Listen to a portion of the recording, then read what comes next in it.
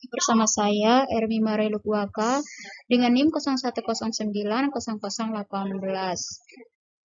Dengan dosen pengampu Pak Ahmad Faroroshi. Di mata kuliah pengantar laboratorium medis ini, saya akan membagikan materi mengenai undang-undang dalam dunia ATLM.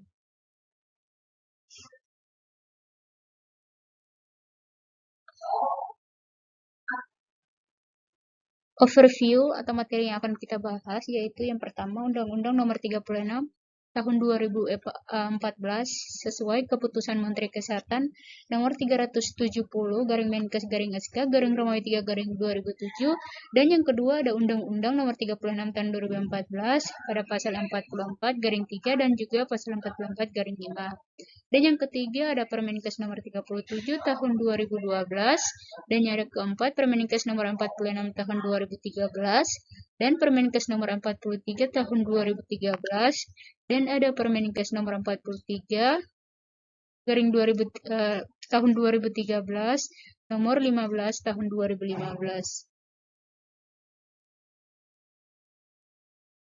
Ikut berbicara Undang-Undang nomor 36 tahun 2014.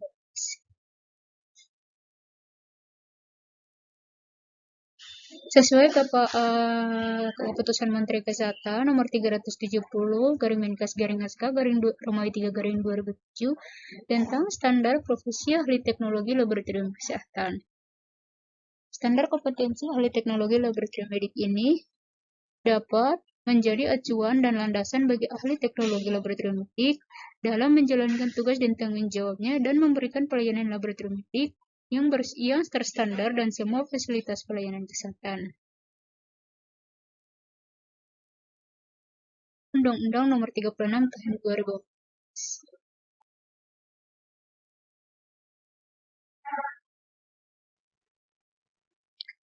Yang pada pasal 44 garing 3 pertama yaitu memiliki ijazah pendidikan di bidang kesehatan ATLM, memiliki sertifikat kompetensi atau sertifikat profesi, memiliki surat keterangan sehat fisik dan mental, memiliki surat pernyataan telah mengucap sumpah atau janji profesi, membuat pernyataan mematuhi dan melaksanakan ketentuan etika profesi.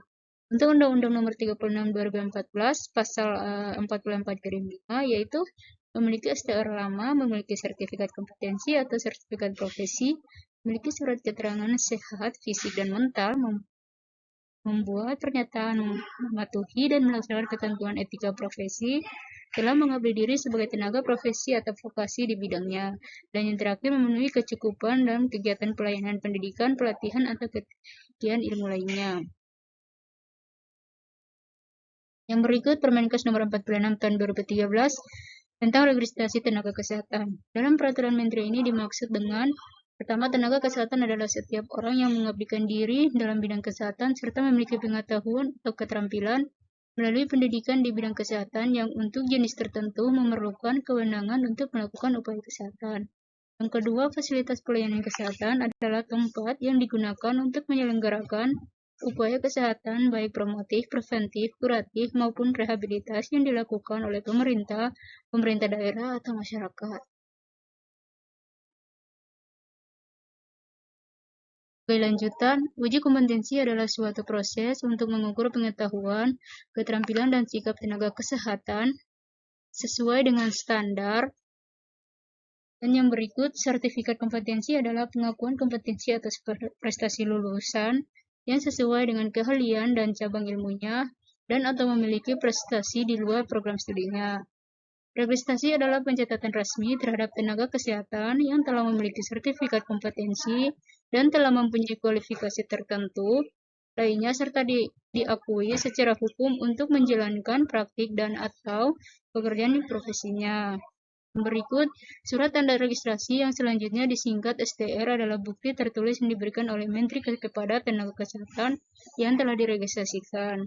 Majelis Tenaga Kesehatan Indonesia yang selanjutnya disingkat MTKI adalah lembaga untuk dan atas nama Menteri yang berfungsi menjamin mutu tenaga kesehatan dalam memberikan pelayanan kesehatan yang terdiri dari unsur kementerian dan organisasi profesi kesehatan.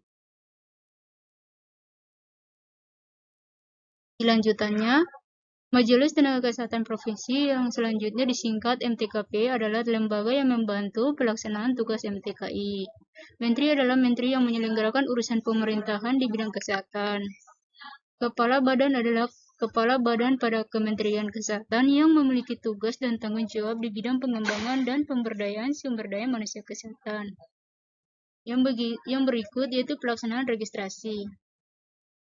Yang pertama, setiap tenaga kesehatan yang akan menjalankan praktik dan atau pekerjaan profesinya wajib memiliki izin dari pemerintah. Yang kedua, memperoleh izin dari pemerintah sebagai berikut pada ayat 1 diperlukan STR.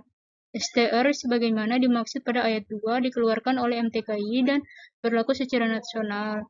Ayat yang keempat, untuk memperoleh STR sebagaimana dimaksud pada ayat 2 dan ayat 3, tenaga kesehatan harus memiliki sertifikat kompetensi. Kelima, format STR sebagaimana tercantum dalam formulir terlampir. Selanjutnya, 1.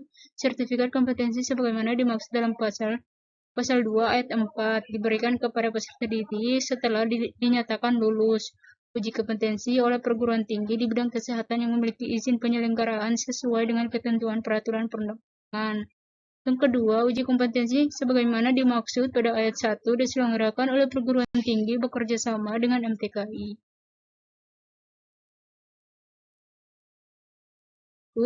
Permenkes nomor T43 tahun 2013 tentang cara penyelenggaraan lab klinik.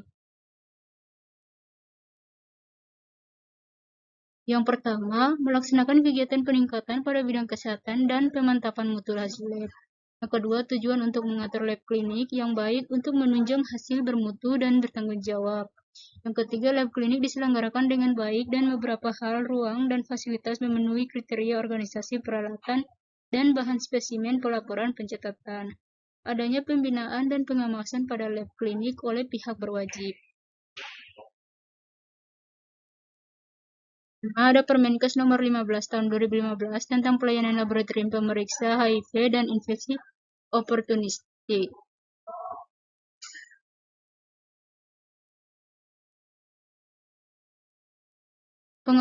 Pengaturan laboratorium pemerintah HIV dan infeksi oportunistik bertujuan sebagai pedoman dan acuan bagi laboratorium pemeriksa HIV dan infeksi oportunistik. Pelayanan laboratorium pemerintah HIV dan infeksi oportunistik merupakan pemeriksaan diagnosis HIV yang dilakukan dalam rangka konseling dan tes HIV, keamanan transfusi darah, translasi organ dan jaringan, surveillance, serta pematangan terapi ARV. Penyelenggaraan pelayanan laboratorium pemeriksaan HIV dan infeksi oportunistik harus didukung oleh ketersediaan sumber daya laboratorium dan standar profesi operasional yang memadai. Sumber daya laboratorium selanjutnya, untuk meningkatkan mutu, jangkauan, dan efisien pelayanan laboratorium pemeriksaan HIV dan infeksi oportunistik harus dibentuk jenjang. Yang berikut, jejaring sebagaimana dimaksud pada ayat 1 merupakan jejaring laboratorium pemeriksaan HIV dan infeksi oportunistik. Yang berikut, jejaring laboratorium pemeriksaan HIV dan infeksi oportunistik sebagaimana dimaksud pada ayat 2 digunakan sebagai pelaksanaan sistem rujukan pemeriksaan HIV dan infeksi oportunistik. Yang berikut, laboratorium rujukan nasional. Yang keenam, Permenkes nomor 37 tahun 2012 tentang penyelenggaraan lab puskesmas.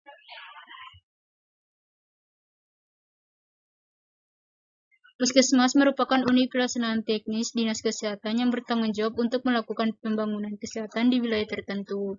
Puskesmas dengan tempat perawatan yang disingkat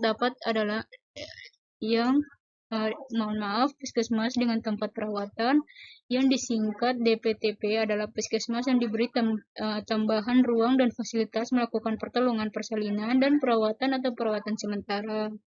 Yang berikut, laporan puskesmas adalah sarana pelayanan yang digunakan untuk mengukur penetapan dan pengujian terhadap bahan yang berasal dari manusia untuk penentuan jenis penyakit.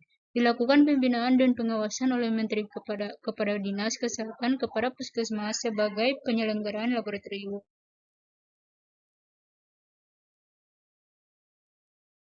Yang berikut pembinaan dan pengawasan yang dilakukan oleh Menteri kepada Kepala Dinas di Kesehatan Provinsi, Kepala Dinas Kesehatan Kabupaten dan masyarakat sesuai dengan tugas dan fungsinya masing-masing. Kepala Puskesmas merupakan penanggung jawab Puskesmas yang menyelenggarakan pertemuan koordinasi sekurang-kurang 1 kali dalam setahun dalam rangka pembinaan dan pengawasan. Pembinaan dan pengawasan yang dilaksanakan melalui advokasi, sosialisasi, dan bimbingan teknis. Dalam rangka pembinaan, Menteri Kepala Dinas Kesehatan Provinsi ataupun Kabupaten memberikan sanksi administratif berupa teguran lisan dan teguran tertulis. Yang ketujuh, terakhir, Peraturan Menteri Kesehatan Republik Indonesia Nomor 42 Tahun 2015 tentang izin dan penyelenggaraan praktik. Yang terkandung di dalam adalah ahli teknologi merupakan seorang yang telah lulus dan pendidikan dan memiliki kompetensi pada profesi dan bidangnya dengan fasilitas penyelenggaraan promotif, preventif, kuratif, maupun rehabilitas dan telah mendapat surat tanda registrasi ahli teknologi masing-masing. Yang kedua, dalam peraturan menteri ini diatur segala yang berkaitan dengan penyelenggaraan praktik dan bidang pelayanan kesehatan, pembinaan, dan pengawasan yang dilaksanakan melalui advokasi, sosialisasi, dan bimbingan teknis. Yang berikut, ahli teknologi medik hanya paling banyak memiliki 2 SIP atau yang harus mengajukan permohonan kepada pemerintah daerah untuk kabupaten kota dengan melampirkan surat pada pernyataan yang diberikan. Sekian dari video penjelasan saya. Jika ada kekurangan kata atau salah kata dalam penyampaian, saya mohon maaf. Dan semoga video ini dapat bermanfaat untuk kita semua. Dan terima kasih.